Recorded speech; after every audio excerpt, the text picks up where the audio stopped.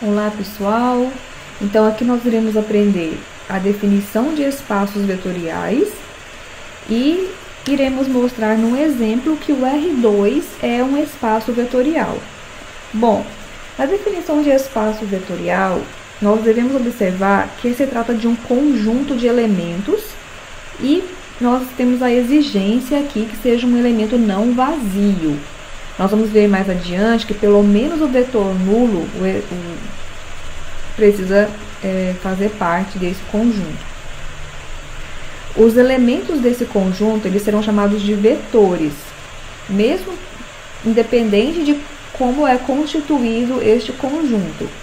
E nesse conjunto será definido duas operações, uma adição e uma multiplicação por escalar, certo? Essas operações que são definidas nesse conjunto devem satisfazer algumas propriedades chamadas de axiomas. Os axiomas serão as regras que as operações e os elementos devem satisfazer para que esse conjunto como um todo seja chamado de espaço vetorial, ok? Então eu gostaria que todos lessem com bastante atenção essa definição e os axiomas que nós temos aqui. Ao fazer essa leitura, tente utilizar um exemplo de um conjunto que vocês já trabalham com ele desde lá o segundo grau, que é o conjunto dos números reais, certo? Então, se você que está considerando o V sendo o conjunto dos números reais, aqui nos axiomas, tanto o U, o V, o L, que fala aqui embaixo, o K, o W, todos serão escalares reais. Aí você vai ler essas propriedades e vão observar que são propriedades que vocês já trabalham no dia a dia, fazendo continhas aí no caderno, em outras disciplinas que vocês já viram, certo?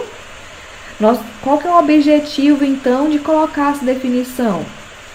É a gente formalizar o conceito, chamando a atenção que existem conjuntos, nós colocamos nos números reais, mas a gente poderia ter colocado um conjunto um pouco mais complexo.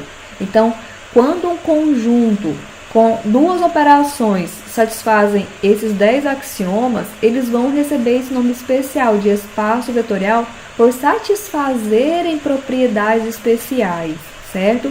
E eles são muito utilizados na prática e em várias aplicações, ok? Então, no exemplo, vamos lá, mostrar que o R2 é um espaço vetorial. Este exemplo, pessoal, ele é motivado pelo exemplo 1 da seção 5.1, porém na seção 5.1 ele fala do Rn, é um N qualquer. Aqui, para mostrar, nós estamos usando um N particular igual a 2. Como que ficaria para o Rn? Você colocaria N coordenadas em cada um dos vetores. Vai colocar o 1, o 2, reticências, até o último que vai ser o N. Mesma coisa para V, certo? Porém, nós iremos fazer para N igual a 2, porque assim você pode relacionar com o conjunto R2, que você já trabalhou em vetores de geometria analítica, e essa análise pode ficar um pouco mais concreta para vocês, certo? Para a gente começar, ok? Então, vamos lá. Nós vamos escrever aqui cada um dos axiomas e nós vamos demonstrar cada um deles. Vamos observar aqui o seguinte, ó. Nós vamos mostrar que o R2 é um espaço vetorial e você sempre deve questionar assim, quais são as operações que você vai utilizar? Aqui nós estamos utilizando as operações usuais. Essas operações usuais são aquelas que você trabalhou lá em vetores de geometria analítica, que fala o seguinte, ó, a soma é dada somando as coordenadas correspondentes e a multiplicação por escalar é dada multiplicando o escalar em cada uma das componentes. Então, entendido o conjunto e entendido as operações, agora nós iremos mostrar cada um dos axiomas, certo? Então, vamos lá. Axioma 1. O axioma 1, nós transferimos o conteúdo dele para essa sentença, olha só. Para todos os vetores U e V do R2, implica que U mais V pertence a R2. Essa seta de implica é o que tem que acontecer, é uma consequência, tá? Então, o que está após a seta é o que nós iremos mostrar. Muito bem. Para isso, você vai utilizar o que está antes da seta, que é aquele conteúdo que é verdade na sua sentença. A gente chama isso de hipótese. E o que está depois da seta, a gente chama de tese, que é o que nós queremos mostrar. Hipótese, que está antes da seta, é a sentença verdadeira que você pode utilizar, ok? Bom, quem é o R2? Nós temos que começar compreendendo como é nosso conjunto. Então, o conjunto R2 é formado por vetores de duas coordenadas. Essa barra aqui significa tal que cada coordenada é real, certo? Lá no axioma diz que temos dois vetores no R2. Então, olha só, U é vetor do R2. Consequentemente, ele é escrito como um vetor de duas coordenadas com coordenadas reais. V é vetor do R2, então ele é com duas coordenadas, cada uma real, certo? Agora, use a definição do item A para fazer a soma de U mais V, porque lá no axioma nós temos que checar se U mais V está no R2. Então, primeiro eu tenho que saber quem é esse U mais V. Então, nós fizemos aqui, ó, quem é U mais V? Então, U mais V foi calculado e deu origem a este vetor. Então, será que este vetor aqui está no R2? Você vai checar de acordo com a definição do conjunto R2. Observe lá no conjunto R2 que você tem que ter vetores de duas coordenadas e cada uma delas tem que ser real. Bom, você conseguiu aqui um vetor com duas coordenadas. E a garantia que as coordenadas U1 mais V1 e o 2 mais V2 são de fato reais vem do fato de que o 1 e o 2, V1 e V2, são reais, e soma de reais continua sendo um número real, ok? Então, o axioma 1 está satisfeito. Vamos para o axioma 2. Lá no axioma 2, nós temos que mostrar a validade dessa igualdade. Quando a gente tem igualdade, nós temos dois caminhos para seguir. Nós podemos partir do primeiro membro e desenvolver até chegar no segundo membro, ou então nós podemos desenvolver cada membro separadamente e mostrar que vamos ter as mesmas expressões, concluindo então que os dois membros são iguais. Nessa demonstração aqui, nós partimos do primeiro membro e com as manipulações algébricas conseguimos chegar no segundo membro, certo? Então, o que nós vamos utilizar aqui de verdadeiro? Que o U e V pertence aos reais. Então, se o U e V são reais, ele tem o formato U1, U2, o V é V1, V2. E com a definição do item A, você tem a soma de U mais V. Então, U mais V foi dado aqui. Observe aqui, pessoal, que dentro, em cada coordenada que nós temos, nós estamos trabalhando com números reais. Então, o 1 mais V1 é a mesma coisa de V1 mais o 1. O 2 mais V2 é o mesmo que V2 mais o 2. Aí a gente reescreveu, olha só. Tava aqui em cima, né? Aí foi reescrito, então, usando V1 mais o 1, V2 mais o 2. Agora, voltando no item A, que é a definição, a gente pode pegar essa expressão aqui e escrever como sendo V1 mais V2, o 1 mais o 2. Mas esse aqui é o vetor V, e esse aqui é o vetor U, então nós chegamos em V mais U. Então, nós mostramos que U mais V é igual a V mais U, que era o que o axioma queria. Então, está satisfeito também. Axioma 3. Aqui nós temos três vetores, U, V e W, e nós queremos mostrar esta igualdade. Vamos pegar os três vetores, escrever de acordo com a definição do conjunto, certo? E aqui nós também fizemos a manipulação algébrica para partimos de um membro e chegamos no outro membro. Então, vamos lá, olha só. Quem é U mais V mais W? Aí você vai com a definição do conjunto, escrever o vetor U, abrir esse parêntese aqui e dentro vamos colocar V mais W. Então, tá aqui V mais W. Então, usando a definição de adição, a gente somou V mais W, que tá aqui dentro desse parêntese. O resultado foi colocado aqui, deu um vetor. Agora, novamente, pela definição de adição, vamos somar este vetor com este outro, somando as coordenadas correspondentes, certo? Agora, dentro de cada coordenada dessa, nós vamos agrupar o 1 com o V1 e deixar o W1 separado. E depois o 2 com o V2, deixando o W2 também separado. Agora, você vai usar a definição de adição para chamar a atenção que essa expressão que você escreveu anteriormente coincide em somar o vetor U1 mais V1, U2 mais V2, com o vetor que tem as coordenadas W1 com W2. E sendo que esse vetor U1 mais V1, U2 mais V2 coincide em somar o vetor U com o V. E este aqui é o vetor W. Então, nós partimos do primeiro membro e chegamos no segundo membro. Ok? Número 4, o quarto axioma. O quarto axioma, ele diz respeito à existência de um vetor que vai ser chamado de vetor nulo ou elemento neutro da adição.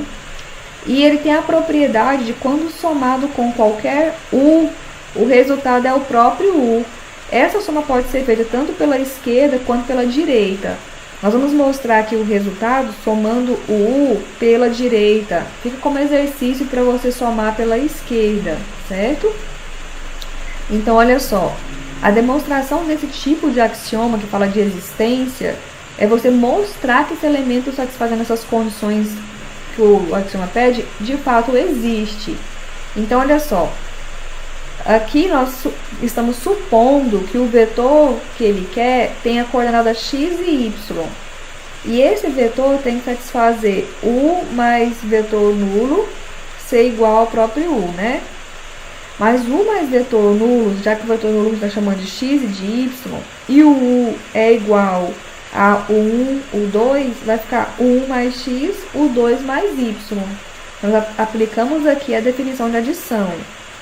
Só que esse resultado aqui não tem que coincidir com U. Para que isso aconteça, o 1 mais x tem que ser o próprio U1. E o 2 mais y tem que ser o próprio U2. Nesse momento aqui, você já está com continhas, com operações no conjunto dos reais. Então, isolando o x e isolando o y aqui, você vai ter que o x é 0 e o y é 0. Então, quer dizer que aquele vetor que a gente está querendo lá atrás, que a gente está supondo que é x e y, na verdade tem que ser 0, 0. Agora, a última pergunta que você tem que fazer é o seguinte: esse vetor que você conseguiu aqui, ele de fato está no conjunto R2?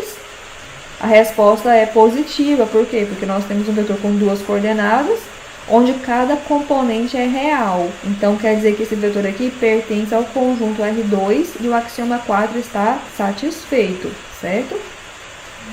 O axioma 5.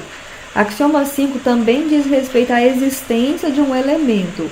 Então, nós queremos que exista um elemento chamado de menos U para todo U que você escolher, que tenha a propriedade, quando somado com U, retorne para você o vetor nulo, que é esse que você encontrou no item 4. Então, nesse axioma, este vetor nulo que é mencionado aqui depende do axioma 4. Então, olha só, seguindo a mesma lógica do axioma 4, nós estamos supondo que o menos U é xy e vamos trabalhar com a equação que o axioma diz que tem que ser satisfeita, que é U mais menos U igual a vetor nulo. Olha só como pode ser feito. U mais menos U é igual a vetor nulo, aplicou a definição de adição, somou as coordenadas, igual a vetor nulo. Então, quer dizer, para essa igualdade aqui acontecer, você precisa ter o 1 mais x dando o vetor nulo e o 2 mais y retornando para você vetor nulo. Essas continhas aqui são dos números reais. Então, quem que é x e quem que é y? Então, quer dizer que o x precisa ser menos u e o y precisa ser menos o 2. Então, com isso, você conseguiu encontrar quem é o menos u, que vai ser este vetor. Da mesma forma que nós perguntamos lá no axioma 4, Será que esse vetor aqui está no R2? Sim, é de duas coordenadas e menos 1, menos o 2 são números reais, porque o 1 e o 2 são reais, né? Então, nós temos aí um vetor lá no R2, satisfazendo o axioma 5, ok? Vamos lá para o axioma 6. Lá no axioma 6, nós temos um escalar real e um vetor do R2, e queremos mostrar que a multiplicação do escalar pelo vetor está no R2. Bom, vai seguir agora a definição dada lá no item B, né? Então, a definição falava o seguinte, K vezes U é K1, K2. É de duas coordenadas. Será que as componentes são reais? São reais, uma vez que o K, o 1 e o 2 são reais. A multiplicação de números reais é também número real. Então, nós mostramos que o K, o 1 é um número real, certo? O axioma 7, queremos mostrar essa propriedade de multiplicação de escalar por soma de vetores. Então, aqui nós vamos ter um escalar real e dois vetores. Aqui nós já seguimos uma outra abordagem para mostrar. Podia ser feito desenvolvendo o primeiro membro até chegar no segundo membro. Fizemos diferente aqui só para vocês terem uma opção diferente, certo?